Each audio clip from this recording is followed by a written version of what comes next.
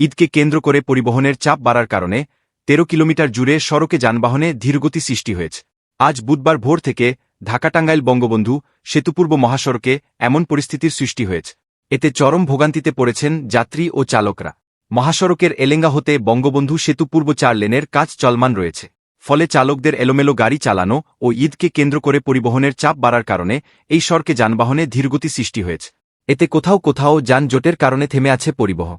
এদিকে কুরবানি ঈদের ছুটি শুরু না হলেও মহাসড়কে বেড়েছে পরিবহনের সংখ্যা। জানা গেছে, গতকাল গভীর রাত থেকে বঙ্গবন্ধু পূর্ব পাড় থেকে যানজট শুরু হয়। পরে আস্তে আস্তে যানজট গিয়ে দাঁড়ায় টাঙ্গাইলের রাবনা বাইপাস পর্যন্ত। এলেঙ্গা হাইওয়ে পুলিশ ফাঁড়ির ইনচার্জ সাজেদুর রহমান জানান, এলেঙ্গা থেকে সেতু পর্যন্ত মহাসড়কে ৪ লেনের কাজ চলমান রয়েছে। এছাড়া রাতের বেলায় পরিবহন চালকদের বেপরোয়া গতিতে গাড়ি চালানোর কারণে মহাসড়কে যানজটের সৃষ্টি হয়েছে। তবে বেলা বাড়ার সঙ্গে সঙ্গে যানজট নিরসন হবে বলে তিনি জানান।